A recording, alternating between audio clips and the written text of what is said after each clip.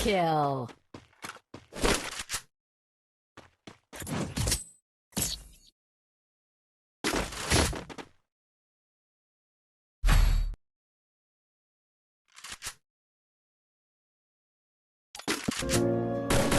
আজকের গল্পটি শুনে আপনি আপনার চোখ থেকে পানি ফেলতে বাধ্য হবেন। তো আশা করি গল্পটি শুনে আপনাদের অনেক ভালো লাগবে।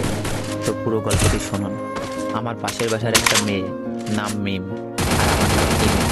মিম আর আমি দুইজনেই খুব ভালো বন্ধু, বলতে পারেন একজন আরেকজনকে ছাড়া চলে না।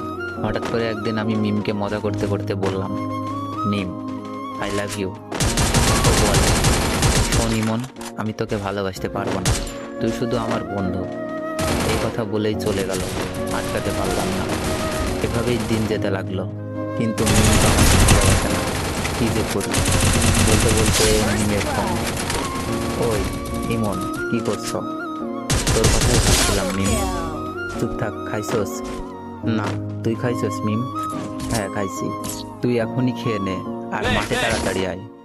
আচ্ছা, বলেই লাফাইতে লাগলাম। মিমের মনে হয়তো আমার জন্য ভালোবাসা জাগছে।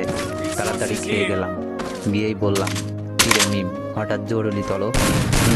সামনে আমাদের এক্সাম রে, টেনশনে আছি। কোনো চিন্তা করিস না, ফেল করলে তোর তো আমি বিয়া করবো, তারপর 2টা ক্রিকেট খেলার টিম বানাবো, তোর এক দল আমার এক দল। বলেই হাহা করে হাসি দিলাম। কিন্তু হাসি দেওয়ার পর যা ঘটলো তা আমি কেন আমার চোখও বিশ্বাস করতে পারলো না। এমনভাবে আমার গালে চড় মারলো যেন গাল দিয়ে ধোয়া বের হচ্ছে। চড়টা মেরেই মিম বলা শুরু করলো, তোকে বন্ধু করে জীবনে বড় ভুল করেছি, আজ থেকে আমাদের বন্ধুত্ব এখানেই শেষ। বলেই চলে গেল, আর আমার চোখ দিয়ে বৃষ্টির মতো পানি পড়ছে। কিছুই বুঝতে পারলাম না, খুব খারাপ লাগছে। এই বন্ধুত্বটাও শেষ, কেমন জানি স্বপ্ন স্বপ্ন লাগছে। তাও কিছুই করার নেই। অশ্রু ভরা চোখ আর বুক ভরা কষ্ট নিয়ে বাসায় আসলাম, এটাই শুয়ে পড়লাম। বালিশটাও ভিজে গেছে, পুরোনো স্মৃতিগুলো মনে পড়ছে। প্রতিদিন ওকে ফোন দিয়ে ঘুম পাড়ানো, ঘুম থেকে জাগাতাম। দিনে কমপক্ষে 100 বার ফোন আর মেসেজ তো আছেই। সব স্মৃতিগুলো মনে পড়ছে। আমাদের বন্ধুত্ব শেষ হলেও আমি ঠিক আগের মতোই ফোন দিতাম, মেসেজ দিতাম। খুব বিরক্ত ফিল করতো, তারপরও কথা বলতে চাইতাম। হঠাৎ একদিন দেখলাম মিম পাশে বসে এক ছেলের সাথে হেসে হেসে কথা বলছে, যেন কলিজাটা ছিঁড়ে দেওয়া হলো। পাশে এসে পড়লাম, বুকটা ব্যথা করছে। তাই ভাবলাম অনেকবার কল হওয়ার পর রিসিভ করলো। মিম, বুকে ব্যথা করতেছে। মিম বলল, ব্যথা করা ভালো, এখন আমাকে ডিস্টার্ব করবি না, পরশু আমার এক্সাম। আমি বললাম, আচ্ছা, নাপা খেলে ব্যথা যাবে? হ্যাঁ যাবে, এখন আর ফোন দিস না প্লিজ, কিছুই পড়া হয়নি। আমি বললাম, কয়টা খাবো? তোর যতটা খেতে মন চাই খা, প্লিজ মন, আর না। আমি এবার বললাম, লাস্ট একবার, ভালোবাসিস? তুমি এবার বলল, ইমন, এইসব কথার কোনো মানেই হয় না, আমরা জাস্ট ফ্রেন্ড। তোর অনুরোধে কিন্তু দ্বিতীয়বার ফ্রেন্ড হয়েছি, তাই যা বলোস ভালো করে বুঝে বলিস। থ্যাঙ্কস মিম, রাখি। ওকে রাখ, আর ভবিষ্যতে এ যেন এমন কথা আর শুনি না। ওকে। ফোনটা কেটে দিলাম। একসময় মিম মেয়েটা সারাক্ষণ আমার খবর নিত, এখন আর নেয় না। আর জিজ্ঞেস করে না আমাকে পছন্দ করিস কিনা, আর আগের মতো কি করতে হবে বলে না। হঠাৎ বুকের ভেতরে আবার চিন দিয়ে উঠলো, বুকটা চেপে ধরে একটু বিছানায় শুয়ে পড়লাম। খুব কষ্ট হচ্ছে। আবার বিছানা থেকে উঠে আমাকে নাপা খেতে হবে। কয়টা খাবো? মিম তো বলেই দিয়েছে যতটা ইচ্ছা খেতে পারে।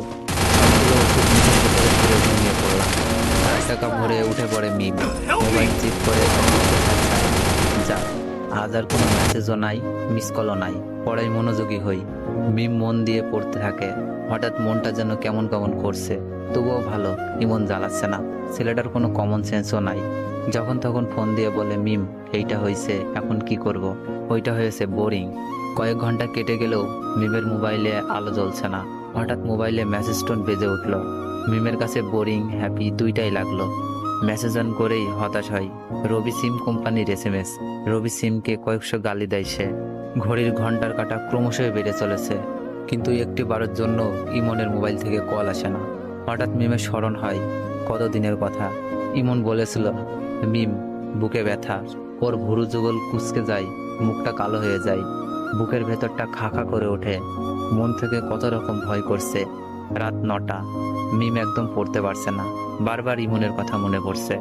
ইমনের মেসেজ তো তার বোরিং লাগতো, কিন্তু সে কেন এখন ইমনের মেসেজ খুঁজতেছে? কিছুই না ভেবে ইমনের নাম্বারে ফোন দেয়। তো গল্পটির সেকেন্ড পার্ট চাইলে বেশি বেশি কমেন্ট করুন আর ভিডিওটিতে একটু বেশি বেশি কপি লিঙ্ক করে দেন।